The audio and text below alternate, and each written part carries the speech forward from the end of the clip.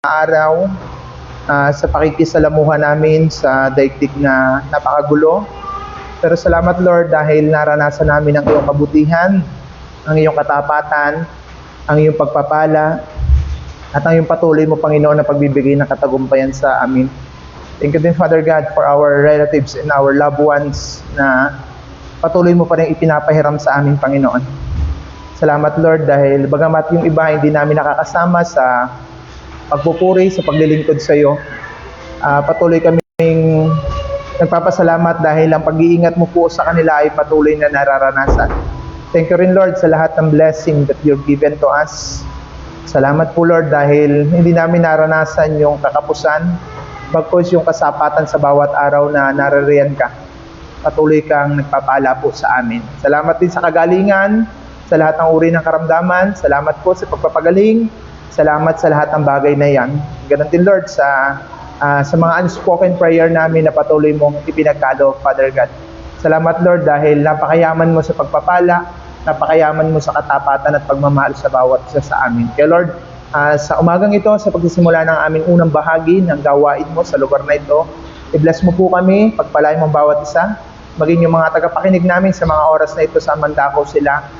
Patuloy po namin idinadalangin din sila at patuloy na maranasan ang iyong kabutihan, ang iyong pagpapala, ang iyong katapatan. At muli, O Diyos, sa iyong pamamagitan ng iyong banal na Espiritu, siya magturo muli sa aming kalagitnaan. Sa pamamagitan ng iyong mga salita, maunawaan at mapagpala po kami ng mga bagay na ito. At umasa din kami sa mga kapatid naming wala pa. Pakialalahanan po sila, Lord, na ang araw na ito ay para sa iyo, pagpupuri sa iyo, at pagpasalamat sa kabutihang ginawa mo po sa amin. Kaya thank you, Father God, sa lahat ng iyong gagawin sa oras na ito. Sa ngalan ni Jesus, Amen and Amen. Sige po, makakapuna po tayo. And then, good morning po ulit sa ating lahat. Ito ang ikalawang linggo ng ikatlong buwan ng ating taon. Talagang sa pagpasok pa lang ng buwan ng March, talagang nayanig na ang buong daigdig sa pangyayari sa Middle East. Supposed to be na talagang hindi na natin alam kung ilan yung mga casualties na nadadamay doon. At sa mga pangyayari doon, nakakalungkot isipin at mayroon din tayong mga kababayan na naroroon. At bagamat yan ay normal na, kung sa akin parang normal na magkakaroon ng digmaan sa iba't ibang dako, talagang ang ating pakikipagdigma ay hindi lang by physically, pwede tayong makijoin sa battle na ito through our prayer. Okay? So, napakagandang bala sa buhay natin yung pananalangin.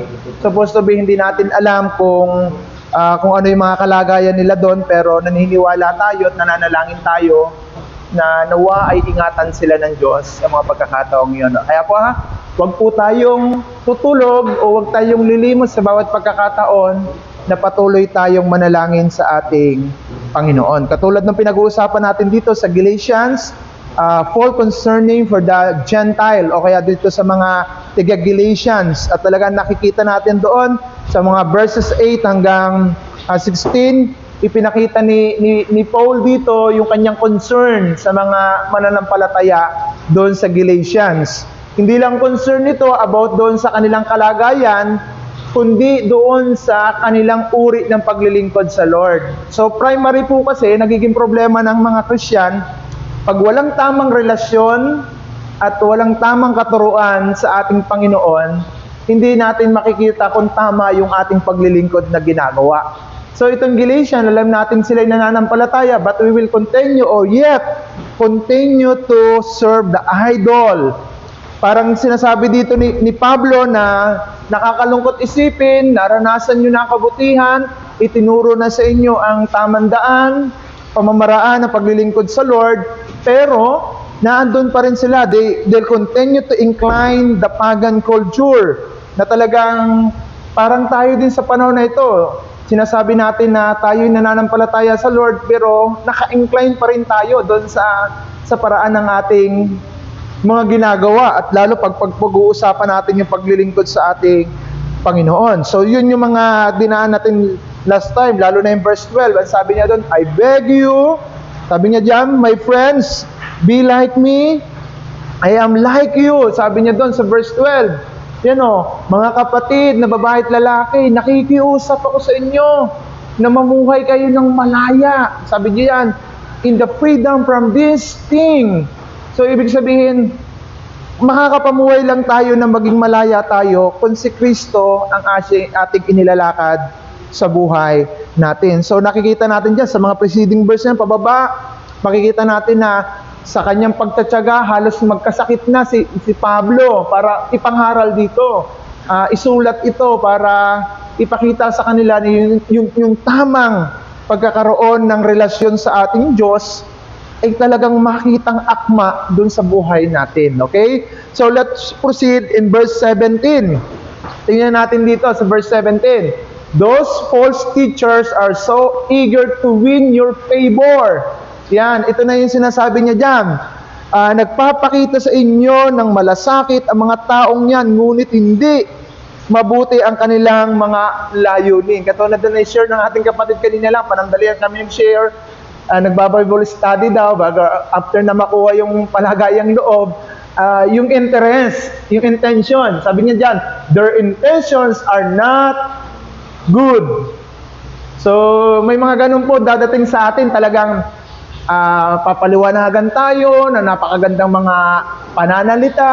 Remember Satan, ha? Pag dumating po si Satan sa buhay natin, hindi mo siya makikitang siya.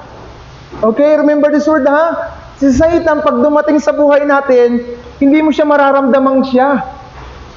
Balikan natin sa Genesis. Ano ang sinabi ng ahas kay Eden, kay Eve, during the time? Hindi totoo yan. Magiging para kayong Diyos. Di ba? Ang sarap na. Hindi. Si Satan, hindi siya dadating na alam niyong masama. Napakatamis po ng mga salita ni Satan na mararanasan natin. Okay? Mararanasan natin. Ganun po ang paraan ni Satan sa buhay natin.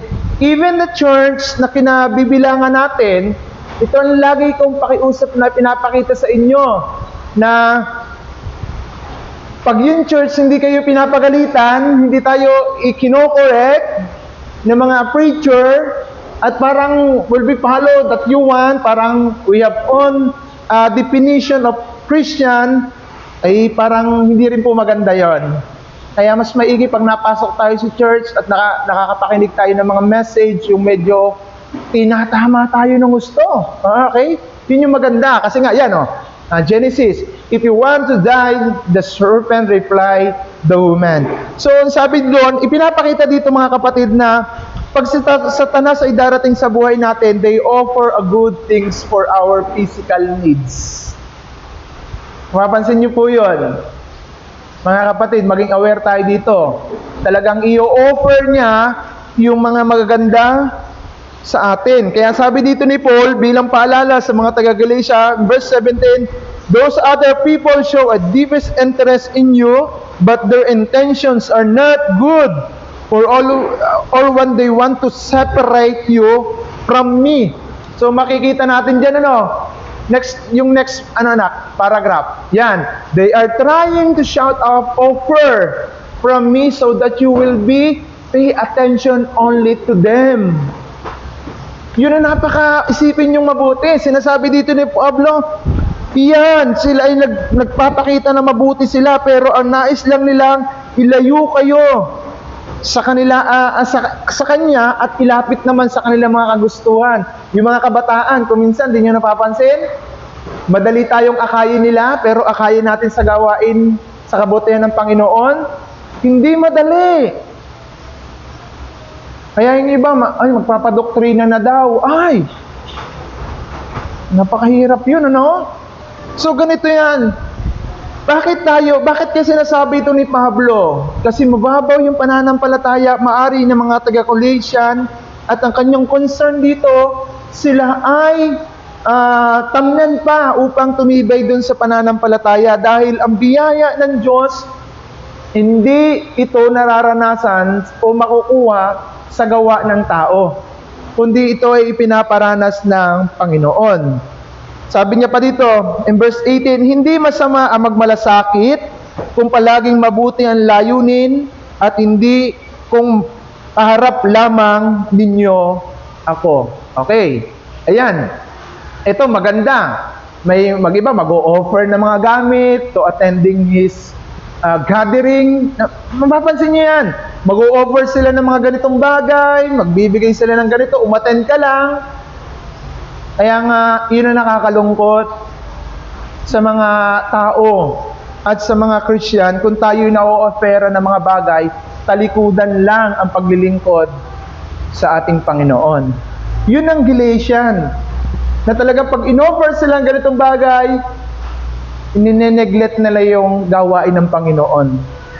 Nineneglect na yung, alimbawa, ang isa pa rin dyan na bagay na makikita natin dyan sa verse 18f, yung sinasabi niya dyan na, alimbawa, may nagkamaling tao sa inyo, mas nakakalimutan na natin yung pagiging Kristiyano natin, nangingibabaw na yung pagiging old nature natin. Maghihiganti ka, hindi ka papayag na hindi siya ipahiya, hindi ka papayag na walang mangyayari doon sa mga gumawa sa iyo ng mali, hindi Christian yun. Kaya nga, halimbawa kayo, sample niyan. Halimbawa, yung mga mahal natin sa buhay. Papayag ba kayo na sabihin tong, yung anak ay may lahay ng dyablo? Papayag po ba kayo nun? Hindi ano. Halimbawa, sabihan yung asawa ninyo na, ay, yan ay demonyo. Napahayag kayo nun. Pag nanahimik kayo doon at hindi ninyo ni-rebuke yun, oy, you're equally kind of spirit for that someone person na nagdi-declare ng gayaan. Halimbawa ako, pag-usapan ako sa inyo, yung pastor nyo, Pastor Babel, pag wala kang inimik doon, ibig sabihin, hindi ka naiiba doon. Kung sa tingin mo, dahil nagkakamali yung tao, ay, okay lang na sabihin sa kanya yun. Parang ganun baga. Mahirap po yun. Pagka ganun tayong tao, medyo may problema tayo sa relationship natin sa Panginoon. Kasi ang isang Kristiyano, malinaw na hindi natin trabaho to condemn anyone. Kahit na sila'y nagkakasala at nagkakamali. At sa palagay ko noon, ang reason ng Panginoon doon, tayo din ay nagkakamali. Amen? Kaya wala tayong right o authority to condemn someone dahil lahat tayo ay nagkakamali at nagkukulang.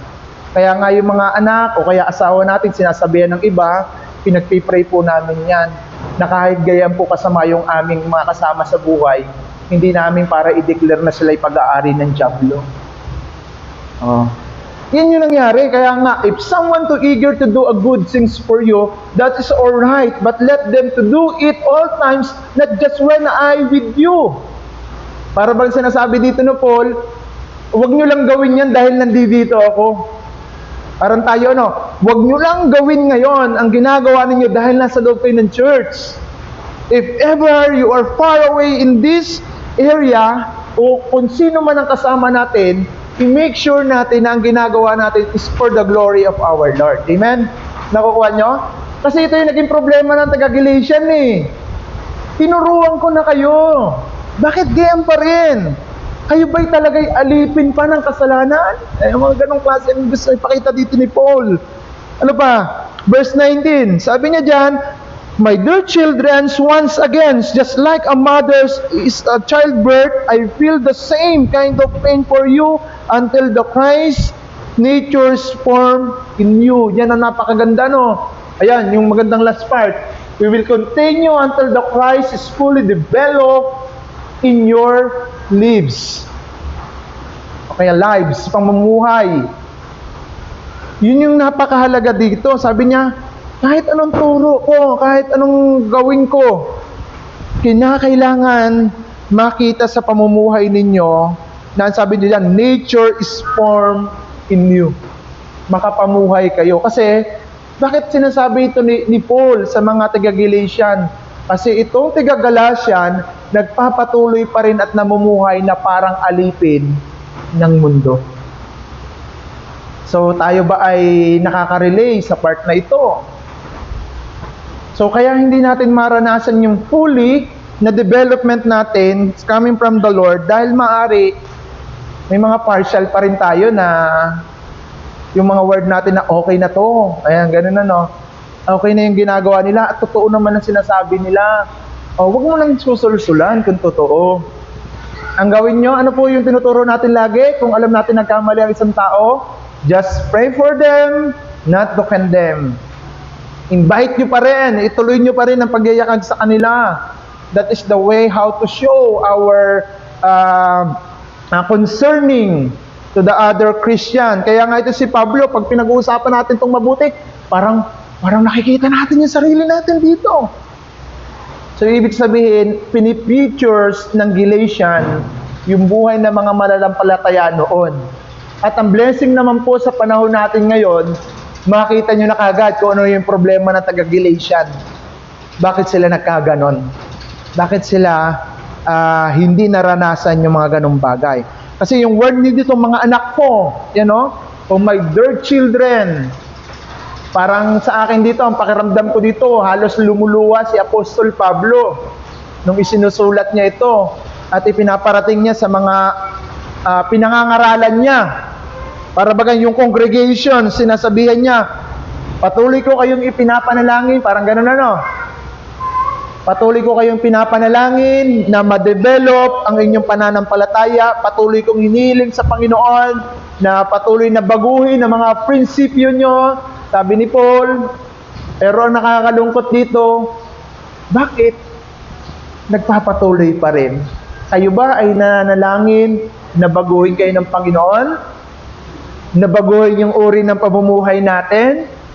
O kayo ay nananatili pa rin sa ilalim ng kapamaraanan, yung sumpa, yung kapamaraanan ng mundong ito? So malinaw yan kung papartagalin ko yan yung, oh my dear childrens. So, ipinapakita niya dyan na gusto ni Pablo ma-sure ang kaligtasan ng mga mananampalataya. Kasi masisure po natin ang ating kaligtasan, makikita natin yan sa uri ng paglilingkod na meron tayo. Pero hindi natin kinukondem ang bawat isa, pero yun yung sinasabi dyan ni Paul.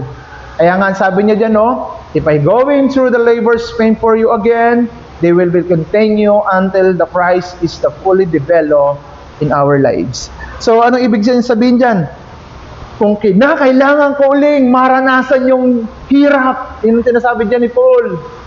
Kung kinakailangan ko uling magsimula from the top, parang ganun Kung kinakailangan ko magsimula mula sa baba, pataas, o kaya mula sa ulo hanggang paa, gagawin ko yun. Bakit?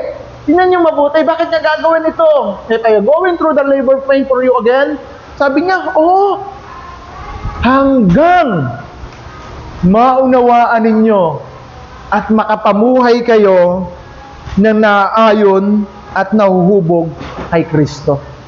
Hindi na doon sa pagan culture, hindi na doon sa kulturang meron tayo. Diba? Ang isa pang mga nabasa ko doon sa church ministry, doon sa book kong binasa, ang isa pa rin nagiging problema ng iglesia pala nung una. Halimbawa ito, may problema sa church, malalaman ng buong congregations. Ang gusto doon ng Panginoon, kung may problema doon sa loob ng tahanan niya o sa loob ng pamilya niya, doon lang yun. Hindi yung kahinaan mo, ikukwento mo pa doon sa isa, ikukwento mo pa doon, hanggang silang lahat ay tatamarin na sa paglilingkod sa Diyos. Para bagang madaling salita dyan, kung hindi mo kaya, magsabi ka lang, huwag ka na maghaharap ng iba na magiging kasama mo sa ipinaglalaban mo. Kasi balikan natin dyan. Anak, pakibalik nga. Verse 18. 17. Sa 17 tayo, anak. 17. Okay, yan Those false teachers are those eager to win you to favor, but their intentions are not good.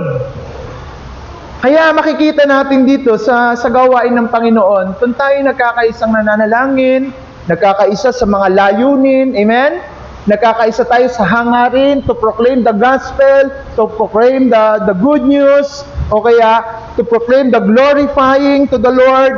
Makikita nyo to. So, pansinin nyo ito mga kapatid one by one words ko. Yung maling katuruan dyan, lahat tayo kinukonsider na Panginoon magturo din ng kanyang salita. Amen? So, possible Christian din to. Those false teachers are so eager to win you your favor. Yung sinasabi ko kanina. Halimbawa, hindi mo kaya kapatid, magsabi ka na lang. Huwag ka na maghahanap ng kakampi pa dun sa kahinaang meron ka. Kuha nyo? Kasi yung ganun, oh, hindi ka totoo yun. Ay, ako rin. Ay, lahat yan, di na kaya. Okay, magalit sa akin. Gusto ko gano'n kasi eager to win your favor. Yun ang tatandaan natin dyan.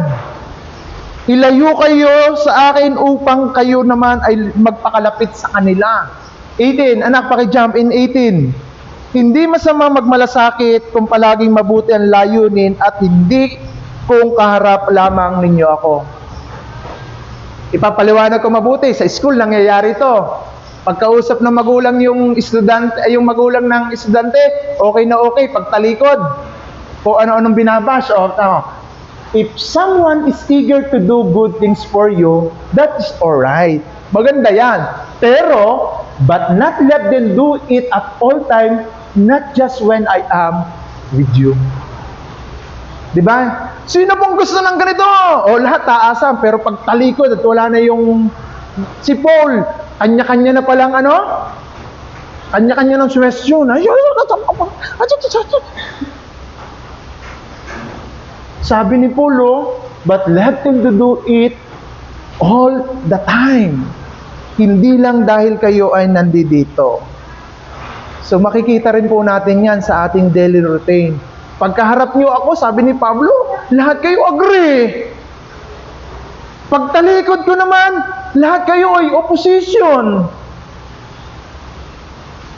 Kaya nga ako tinuturuan ko kayo, ang sabi ng Lord, oo kung oo, hindi kung hindi. Ang gusto kasi ng Panginoon, maging totoo ka. Kaya mo ba? Lord, hindi ko po talaga kaya. O yun. Hindi yung, oo, lagi na lang ako. Ayan, gano'n na. Lagi na lang ako.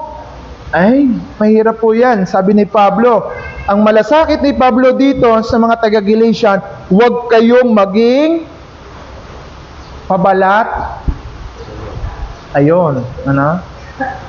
Oo. Kaya minsan, makikita nyo na lang ang buhay ng isang Kristiyano. Yung sinasabi ng mga kasabihan, ang ibon na magkakakulay ang pakpak, lumilipad na magkakaparehas. Oh. A bird's feather is flocks together. Ang gusto ni Pablo, kung gumagawa kayo ng mabuti, gawin niyo yan. Mabuti yan. Pero gawin niyo sa lahat ng pagkakataon, hindi dahil lang kayo ay nandito. Alam niyo po, ang magiging bunga niyan, kayo mananabang tayo sa paglilingkod sa Lord. E ngayon, pagka hindi tayo tutuwid, hindi tayo isa sa ayos niyan, nagpapatuloy tayo maglingkod sa Lord, pero yung puso natin puno ng pagrereklamo, puno ng pagdududa, at ang daming mga question and answer sa buhay natin. Okay? So sabi pa, verse 19, balikan natin 19.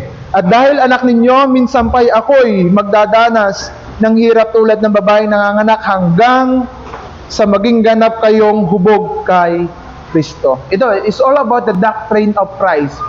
Alam niyo po ba ang Jesusness? Hindi oneness, hindi po oneness. Yung Jesusness. Pag sinabing fully developed in Christ, yung Jesusness nangingibabaw yung kakumbabaan. Okay? Humility. Pangalawa, forgiveness. Pangatlo, full of love. Kasi yung Jesusness, pag tiningnan natin ang Old Testament, talagang merong variations, merong kinakailangan kang gawin para maging karapat-dapat ka. Pero sa Lord, kay Jesus, for God so loved the world. Mahal lahat ni Jesus ang tao. Walang pinipili ang Diyos. Tama? Walang pinipili siya, pero tayo, sa buhay natin, pag tayo merong pinipili, medyo hindi tayo Jesus-less yan. At maaaring under law pa rin tayo. Kasi pag sinasabi mo, ay hindi pwede yung mga taong yan dito kasi ganun ang uri ng pamumuhay nila. Hindi pwede maglalasing dito. Hindi pwede dito yung mga chismusa. Okay? Hindi rin pwede yung mga chismuso. Hindi rin pwede dito yung magnanakaw. Ay, sa palagay ko lahat tayo magnanakaw eh. Agree? Magnanakaw ng oras. Oh. 'Di ba? Tutulog na lamang nasa iback pa kayo sa Facebook. Oh. Ninakawan nyo, hindi Diyos. Ang ating sarili. Pagpapahingayin na lang yung katawan, ay ayaw pa rin. So, doon nagiging thief tayo for that matters. Yun yung sinasabi dito ni Po. Kung kinakailangan ko uling magdanas ng sakripisyo para sa congregation na yan, gagawin ko hanggang, sabi niya dyan, hanggang kayo'y mahubog sa pamamagitan ni Kristo Jesus. Pag may tanong po kayo, pwede po magtanong ha. Tanong lang po. Taas lang po kayo ng kamay. At bahala po yung maingay dyan ang magsagot. Okay. Okay, verse 20. Tingnan nyo to. Sabi niya dyan, kung kasama ko lang kayo sa mga pagkakataong ito, maaaring maiiba yung tono ng aking mga pananalita. At ang aking pagsasalita ay talagang nag-aalala ako tungkol sa inyo. Para bang imagine nyo dyan, Now, I could change my tune, but at the distance, I don't know how to else to help you. So, parang binibigyan dito ng diin ni Apostol Pablo yung talagang pagmamalasakit. Kaya nga kuminsan, pag hindi kayo pinapagalitan ng mga parents nyo, hindi kayo talaga totoong mahal niyan. At kayo ng mga parents, kung hindi nyo pinapagalitan everyday ang mga anak ninyo, hindi pagmamahal yan. Ha? Pag tinotolerance yung mga mali nila, ay hindi pagmamahal yan. Ito si Pablo, talagang nakita niya, naliligaw kayo. In my concern, sabi niya dyan sa Tagalog, sabi niya, sana'y kasama ko ngayon upang maiba naman ang aking tono ng pagsasalita sapagkat talagang nag-aalala ako para sa inyo. Saan siya dito nag-aalala? Doon sa kaligtasang meron sila. Okay, nakukuha nyo? Ganon kamahal ni Pablo ang taga-Galatians. At hindi lang doon sa pag-alala about sa salvations, doon sa practices nila. We are saving by the grace of God, o grace alone, faith alone. Bakit hanggang ngayon may mga hinihila kayo? Bakit kayo may mga rebulto kayo? Bakit ngayon may mga superstitious belief kayo? Bakit ngayon may mga kulay-kulay pa kayo? May mga pananapit pa kayo? May uri pa kayo ng simbahan at may uri pa kayo ng mga taong pakikisamahan. Oh, yun ang nagiging problema doon. Kaya ang sabi niya dito, napakahirap maging anak ng alipin. So let's proceed in verse 21. Talinghaga tungkol kay Agar at kay Sarah. Babasahin ko po ng diretso pero babalikan natin to next week. Sabihin niyo sa akin, kayo ba'y nagnanais mapailalim ng kautusan? Hindi ba ninyo napapakinggan ang sinasabi ng kautusan? Sinasabi ko roon na si Abraham ay nagkaanak ng 2 anak na lalaki, isa sa alipin at isa sa malaya. Ang kanyang anak na alipin ay pinanganak sa pangkaraniwan sa paraan, ngunit hindi anak niya sa malaya sa katuparan ng pangako ng Diyos. Ito ang isang paghahambing sa 2 babae na ang larawan na may 2 kasunduan at ang isa ay ang tipan sa bundok ng Sinai na kinakatawan ni Hagar at ang isa naman ay anak na pawang alipin. Si Hagar ay ang kinatawan sa bundok ng Sinai nang nasa Arabia at larawan ng kasalukuyang Jerusalem ang pagkaalipin kasama ng kanyang anak na mamamayan. So, isa-isahin ko po yan. Anak, balik verse 21. So, sabi niya diyan, tell me, you who are one to live under the law, do you know what is the law actually says? Yan sinasabi niya dito, sabihin niyo nga sa akin, kung kayo'y nagnanais na makapamuhay sa ilalim ng kautusan. Kasi, ang i-short ko na lang, medyo malalim yung metaphor niya diyan, sa binasa ko, i-short ko na lang siya. Si Abraham may 2 anak, sa 2 babae. Ang una ay kay Hagar. At ang anak niya ay alam niyo yung anak niya kay Hagar? Pangalan nun? Ismael. Okay, yan. Magbabasa tayo ng konti ha. At ang pangalawa, anak niya kay Sarai, na ang pangalan ay Anong anak ni Abraham? Sino? Si? Pakilakas mo. Baka kasi si Jesus eh. Isaac. Okay, Dalawang anak ni Abraham sa dalawang babae. Okay, noon pwede yan. Ngayon hindi na. Sabihin pinag-aaralan yon. Una, anak sa pagkakalipin. At ang sabi doon, ito doon sa kabundukan ng Mount Sinai that we call the Arabia. Pag sinabing Arabia, itong si Ismael ay anak niya na tinatawag natin ngayon na mga Muslim. Okay? That is Islamic. At they're a kind of Islamic. Kung di ako nagkakamali, 3 o 4. O kaya 2 na lang para madali. Monogamy at saka polygamy. Yung maraming asawa at yung isang asawa. Part of Bangladesh sa aking pag-aaral, mga polo lang yan. Yung iba naman, monogamy talaga. Hanggat kayang buhayin, sige, area. Pagdato, sige, area. Okay. So, ang pinopoint out ko dito, pinaliwanag ko lang sa inyo, na si Agar, ang anak niya si Ismael ay anak sa pagkakalipin, hindi yung pangako ng Diyos. Kaya nga po, nagiging cause of war today dahil diyan. Okay? Kaya pag hindi ka Muslim, anong tawag daw? Kristiyano. Kristiyano pag hindi tayo Muslim, ano? Pero hindi natin tutulig sa inyo. So sabi nga dito, the subject of the law, do you hear what is the law say? It the say of Abraham 2 sons on 1 slave woman in order by free woman. So parang sinasabi niya dito, sinasabi ko roon na si Abraham ay nagkaanak ng 2 lalaki, isa sa alipin at isa sa malaya. Ngayon, ang ipinapalarawan dito ni Apostle Pablo sa mga taga-Galatian, kayo ba ay sa lahi ni Hagar o sa lahi ni Sarai? Parehas anak ni Abraham yan. Ibig sabihin, Abraham is our father of faith. So may 2 ring faith na yun. Saan ka diyan? Kung ikaw ay kay Ismael, ikaw ay namumuhay sa ilalim ng kautusan. At kung ikaw naman ay dito kay Abraham, sa anak niyang si Isaac, sa anak niyang malaya, kung parang sinasabi, anak ka ba sa labas o anak ka sa pagiging malaya? Mabubuhay ka sa ilalim ng pananampalataya. Are you following? Nakukuha niyo? Kaya nga, kung tunay kang anak ni Abraham, hindi ka anak sa labas. At kung ikaw ay tunay na anak ni Abraham, malaya ka na sa ilalim ng kautusan. Yun ang sinasabi doon. Wala na yung under law, wala na yung pananaw natin, wala na yung mga Diyos-Diyosan na meron tayo sa buhay natin, kasi ang anak na tunay ni Abraham namumuhay sa pananampalataya. That is the point.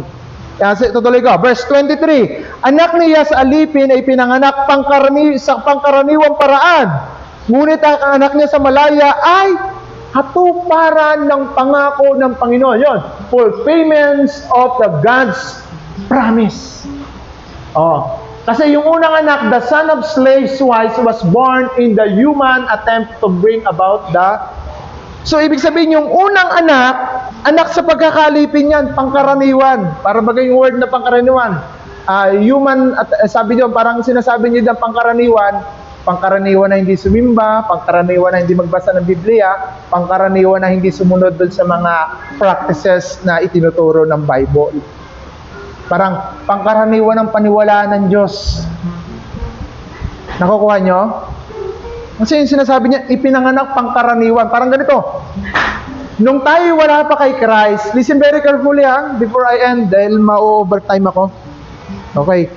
Yung isinilang ka on the old nature, yung tayo noon, wala pa tayo kay Kristo. Amen? Hindi pa tayo na born again.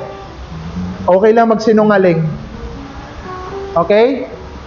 Nung hindi pa tayo Kristiyana, okay lang hindi sumimba. Okay lang po yan, Okay lang hindi manalangin.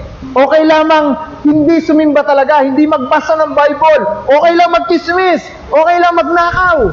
Mamaya, sa message natin, dadaanan ulit yun, Okay lang lahat yun. Okay lang walang respeto sa Diyos. Okay lang walang paggalang sa Panginoon. Okay lang bastusin ang Panginoon. Yun yung ating simple nature and our old nature. Okay lang na ikaw ay manghatol. Tama? Nung hindi pa tayo Christian, madali lang yan. Okay lang mangdaya. Madali lang yan. Nung tayo ay isinilang pa sa kalikasang tayo. Pero ang sabi niya dito, the son enslaved the wife was born in the human attempt to bring about the fulfillment of the God's promises. Pero nung ipinanganak tayo muli, we must have born again the Spirit, tama? Hindi na normal ang hindi nasimba. Tama? Hindi na normal yung hindi naiintindihan yung sinasabi ng Panginoon. Kaya ipinapakita dito ni Pablo, kayo ba talaga ay nananampalataya? Bakit kayo nananatili dyan? Sa mga Diyos-Diyosang meron kayo? Bakit naniniwala kayo sa mga superstitious belief? Bakit sinisikap niyo sundin pa ang kautusan? Na sinasabi ni Pablo, kayo ba talaga ay nananampalataya? Kayo ba talaga ay anak ni Abraham? O lahi ni Ismael? Yun ang sinasabi niya dito. So very, medyo mabigat na pagkakataon sa buhay natin. Anong tawag sa atin? Christian. Na nung wala tayo kay Christian, o hindi tayo kay Kristo, we are nothing. Tama? Kaya tayo naging Kristiyano dahil kanino? Kay Kristo. Yun ang malinaw doon. Pero bakit? You are nothing pa rin for that matter. Parang ganun. Bakit ganun pa rin? Ito yung himutok ni Apostle Pablo dito. Na sana makarelate din tayo dito sa mga ganitong pagkakataon. Di ba, last time we were talking about may mga tinatangi tayong araw. Bakit hindi natin maitangi man lamang yung araw na para magpuri sa Lord? Bakit mas mahalaga yung trabaho nyo? Bakit mas mahalaga itong mga bagay na ito kaysa sa araw na magtuturo sa atin sa ikabubuti ng ating physical together with our spiritual? Yun ang sinasabi niya dito. Kaya ang tanong niya dyan, kayo ba'y alipin pa? Kayo ba'y anak ng alipin? Oh. 24. Ito ang paghahambing ng dalawang babae ay larawan ng dalawang kasunduan. Ang isa ay tipan sa bundok ng Sinai na kinakatawa ni Hagar at ang kanyang anak na pawang alipin. Okay, yan. This the woman serve an illustrations of God's of two covenant. Two covenant. And the first covenant na yan, yung tinatawag natin, Mosaic law. Napailalim sila sa kautusan. Yun ang sinasabing Mosaic law.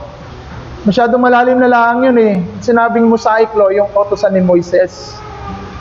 Talaga nasa ilalim. And then sabi niya dan, the first woman, si Hagar, is represent the Mount Sinai of the people received the law that enslaved them. Yun ang sinasabi niya doon.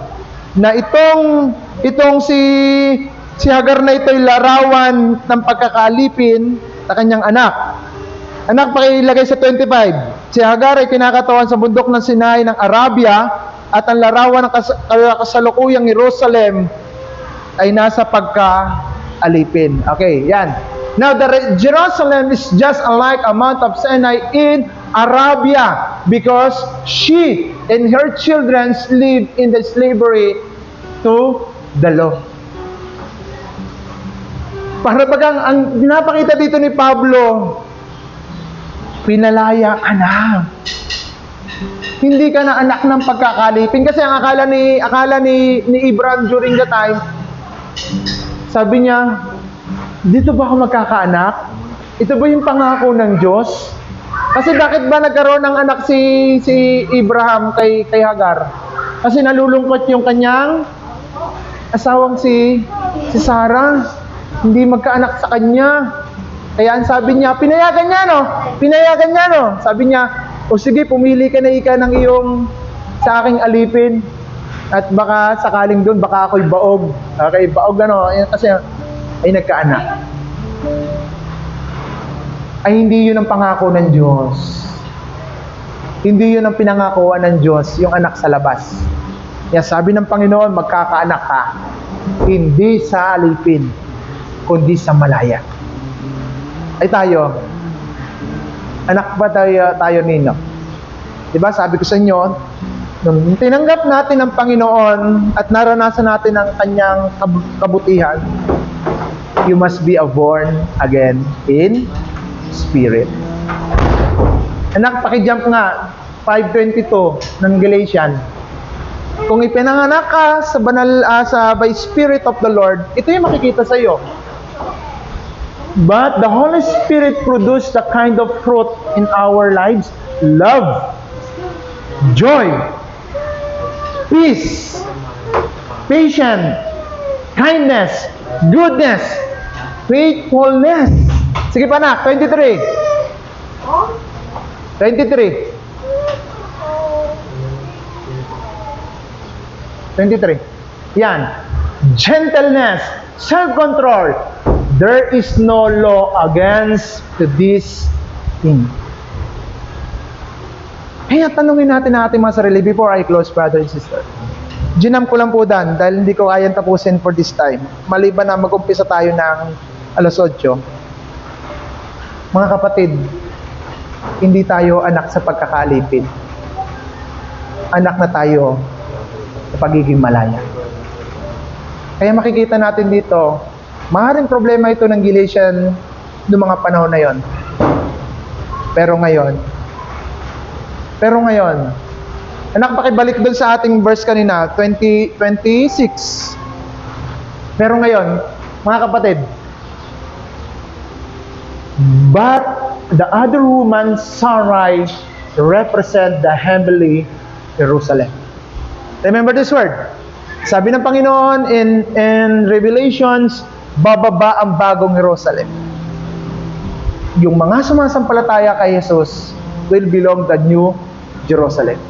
Ikaw kapatid, tayo mga kapatid, saan tayo belong? Are you belong for the old Jerusalem or the new Jerusalem? Sabi niyo dyan Heavenly Jerusalem, she is the free woman. She is our mother. Anak, may next, yan? Sige, anak, may next part yan. But, yan. Okay. Ayan, sabi niyo dyan, ayon sa nasusulat, magsaya ka o babaeng hindi nagkaanak.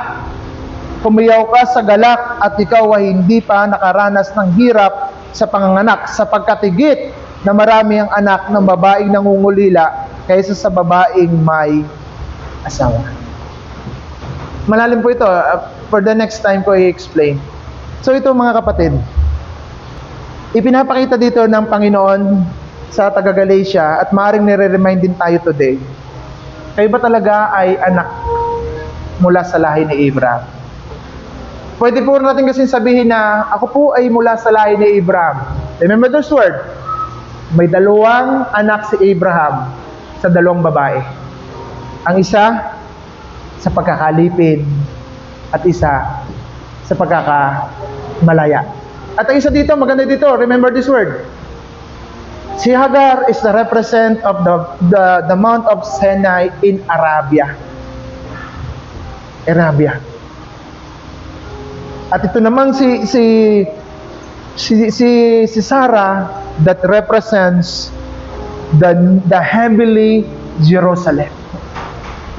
Kaya mapapansin natin dyan sa mga susunod na verse, makikita ninyo, bakit ganito ang ginagawa na Makikita po natin yan sa mga susunod na pagkakataon. Pero ang sabi diyan, rejoice in the childless woman who have been never be given birth to break into the joy shout and you will be being in the labor.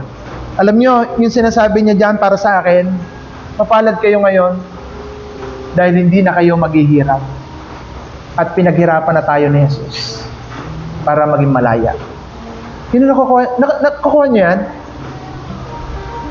Hindi na kayo maghihirap. Pinaghirapan na tayo ni Jesus. Kaso, ang masakit dito, yung word na mahirap, bakit mahirap intindihin na unahin ng Panginoon sa buhay natin? Bakit mahirap unawain yung sinasabi ng Diyos? Itong ginagawa natin ito ay para sa kapanatagan, para sa kayusan not the only for your physical, especially for your spiritual matter. Kaya mga kapatid, gusto ko man tapusin yan, pero hindi ko kaya. Tayong lahat po ay tumayo at tayo ay magpasalamat sa Lord. Pag may mga tanong po kayo, magtatanong kayo by the next time. Over na po ako ng 10 minutes. Sige, pray tayo sa Lord. Tingnan nyo mabuti po ang ating mga sarili. Kahit nakapikit kayo, makikita nyo yung mga sarili. At naniniwala ako, pag pinikit nyo ang inyong mga mata sa panandaliang ito, biglang ipa-flashback ng Panginoon kung sino kayo at kung ano yung ginagawa natin sa buhay natin. Kaya tingnan nyo mabuti mga kapatid. Listen very carefully for the voice of the Lord that whispering our ears. Naniniwala ako ang banal na Espiritu, then speak. For this time, in our heart, in our mind, maaaring isa lang ang sinasabi niya, anak, malaya ka na. Huwag nang papaalipin pa. I believe for that words na yan ang sinasabi ng Holy Spirit sa atin ngayon. Hindi ka naalipin ng kapamaraanan ng mundo, hindi ka naalipin ng mga sistemang yan, mga principle, yung lagi natin sinasabi sa ating mga sarili, hindi na yan. Tayo manalangin sa Lord. Panginoon, salamat pong muli sa umagang ito. Bagamat Lord, maring na-hit yung aming mga ego concessionists for this time. Pero gusto namin Lord magpasalamat sa iyo. Dahil habang meron pang matatawag na ngayon, itinutuwid mo na kami, isinasaayos mo na kami, binabalatan mo kami sa sistemang hindi nakakabuti sa paglilingkod namin sa iyo.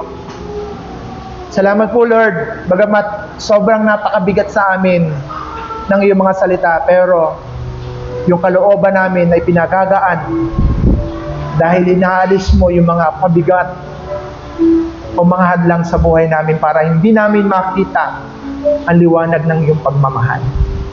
Kaya Panginoon, nagpapasalamat kaming lubos sa iyong katapatan sa amin at aming hinihiling Lord na baguhin mo po kami, Father God.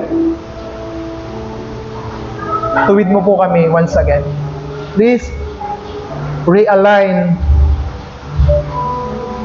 Panginoon, dahil nahihirapan po kami minsan sumunod sa iyong nais at maaaring hindi namin naunawaan ang aming relasyon sa iyo.